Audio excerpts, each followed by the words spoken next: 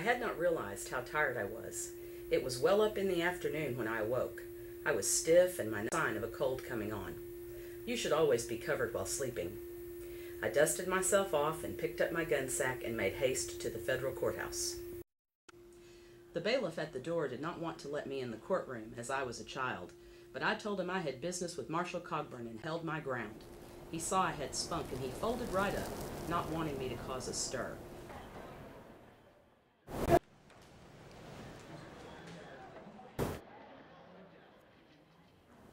Now I will introduce Rooster by way of the transcript and get my story back on the rails. State your name and occupation, please. Rooster Cogburn, Federal Deputy U.S. Marshal for Western District, Arkansas and Indian Territory. How long have you occupied such office? Be 4 years in March. On November 2nd, were you carrying out your duties? Sir. Did something occur on that day out of the ordinary? Yes, sir, it did. Please describe in your own words what that was. Yes, sir.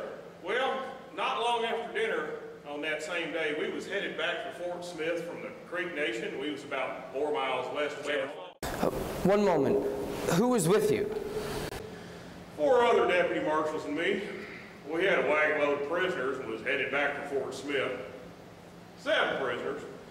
About 4 miles west of Weber's Falls, that Creek boy named Will come riding up in a ladder. He had news. He said that morning he was taking some eggs over to Tom Spotted Gourd and his wife at their place on the Canadian River. When he got out there, he found a woman in the yard with the back of her head shot off, and the old man inside on the floor with a shotgun wound in his breast. An objection. Confine your testimony to what you saw, Mr. Cogburn? Yes, sir. Deputy Marshal Potter and me rode on down to Spotted Gourd's place with the wagon to come on behind us. Deputy Marshal Schmidt stayed with the wagon. When we got there, it was all what Will said. The woman was out in the yard with blowflies on her head, and the old man was inside on the floor with his breastplate opened by a scatter gun, and his feet was burned. He was still alive, but he just was. Wind was whistling in and out of the bloody hole.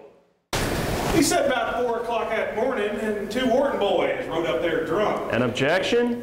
This is a dying declaration, Your Honor. Overruled. Proceed, Mr. Cogburn.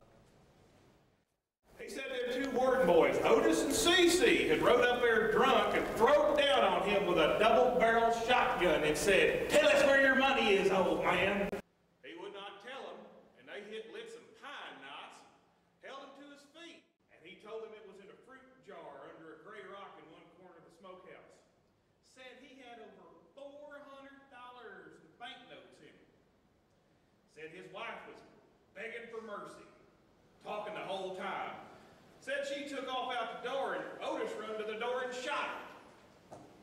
Said when he raised up off the floor and he was laid outside, Otis turned and shot him, and they left. What happened next? He died on us, passed away in considerable pain. Mr. Spotted Gourd, that is. Yes, sir. What did you and Marshal Potter do then? We went out to the smokehouse, and that rock had been moved, and that jar was gone. An objection. The witness will keep his speculations to himself. Thank you, Judge.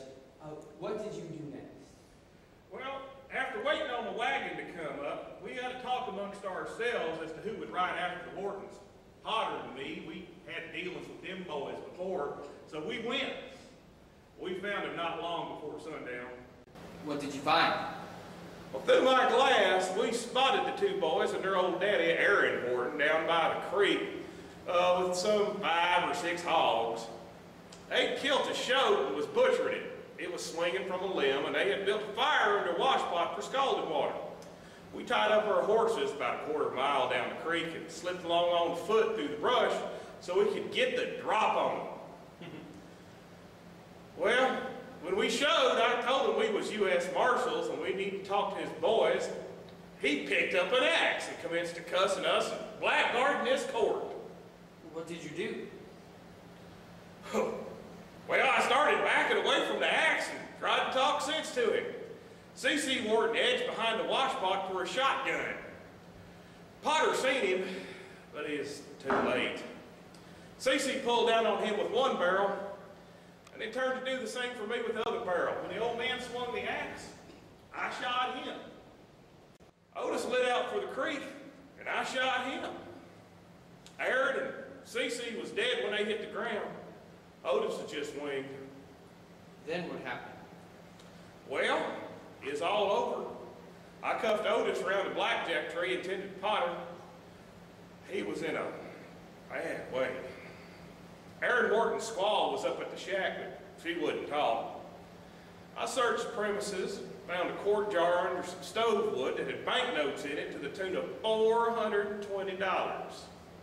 And what happened to Marshal Potter? He died in this city 6 days later of septic fever. Leaves a wife and 6 babies. An objection. Strike the comment. You may ask, Mr. Gowdy. Thank you, Mr. Barlow. How long do you say you'd been a marshal, Mr. Cogburn? 4 years come March. And how many men have you killed since that time? An objection. The objection's overruled. How many men have you shot since becoming a marshal? I never shot nobody I didn't have to. That's not the question. How many? Shot or killed? Let's restrict it to killed, so we may have an accurate number. Well, 12 to 15 men, stopping them in flight, defended myself. 12 to 15. So many that you can't keep a specific count? Remember, you are under oath. I have examined the records. A more accurate figure is available. Come now. How many? I believe them 2 wardens made 23. 23 dead men in 4 years. That makes about 6 men a year. It is dangerous work. So it would seem, and yet, how much more for those you arrest? How many wardens have you killed? Your Honor, I think counsel should be advised that the marshal is not the defendant in this action. Your Honor, my client and his family were provoked into a gun battle by this man, Cogburn. Last spring, he shot and killed Aaron Wharton's oldest son. And November 2nd, he leapt at the chance to massacre the rest of the family. I will prove that this assassin, Cogburn... That will do, Mr. Gowdy. Restrain yourself. We will hear your argument later. The defense will be given every latitude.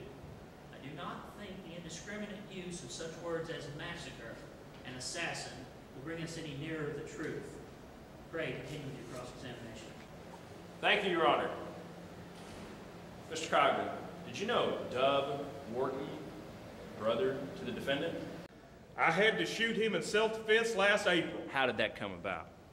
He come at me with a king bolt and said, "Rooster, I'm gonna punch that other eye out." I defended myself. From a man armed with nothing more than a king bolt from a wagon tongue, is it not true that you sprang upon the Whartons, both in April and in November, with a deadly 6-shot revolver?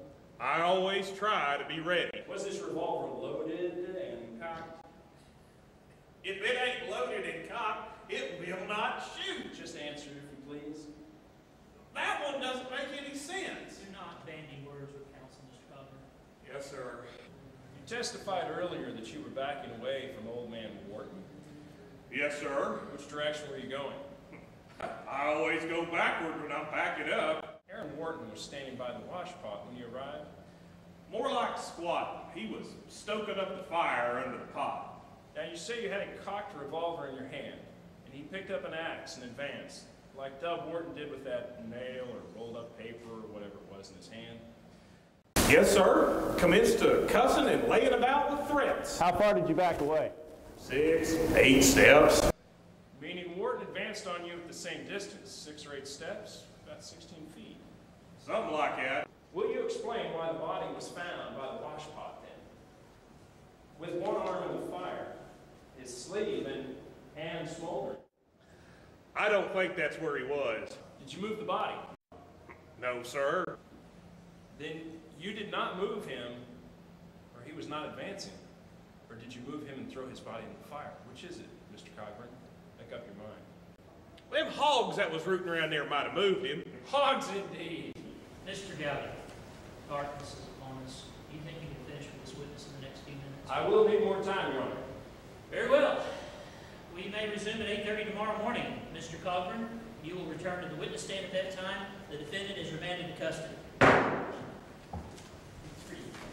I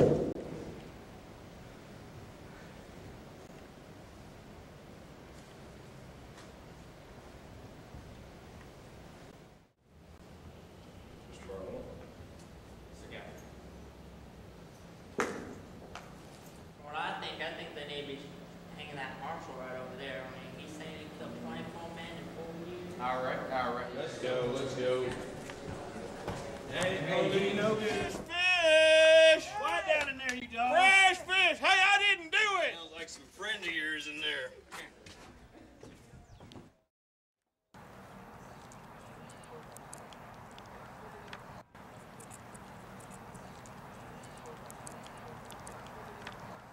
I'm supposed to get ferry down here.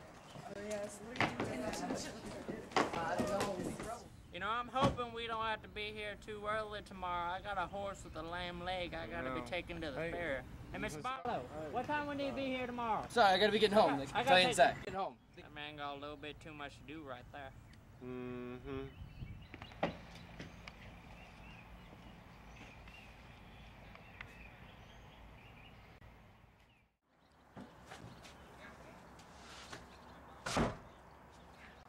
Mr. Rooster Cogburn?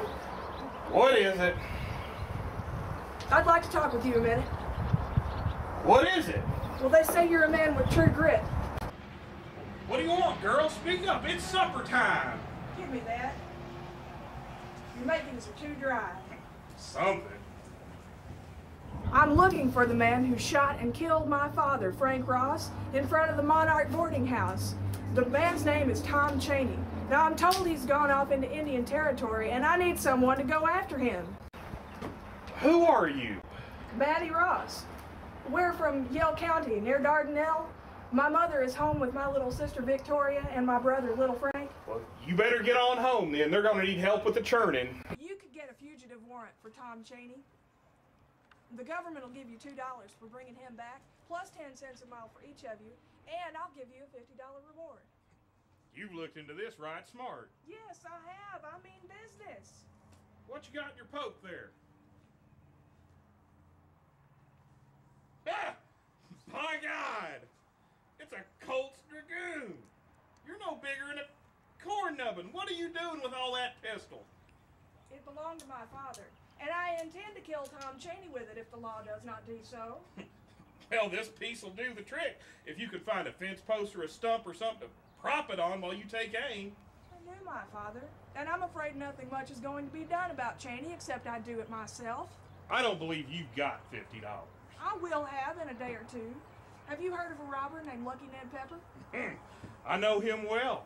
Last August, I shot him in the lip down at the Winding Stair Mountains. He was pretty lucky that day. Well, Tom Cheney's tied up with him.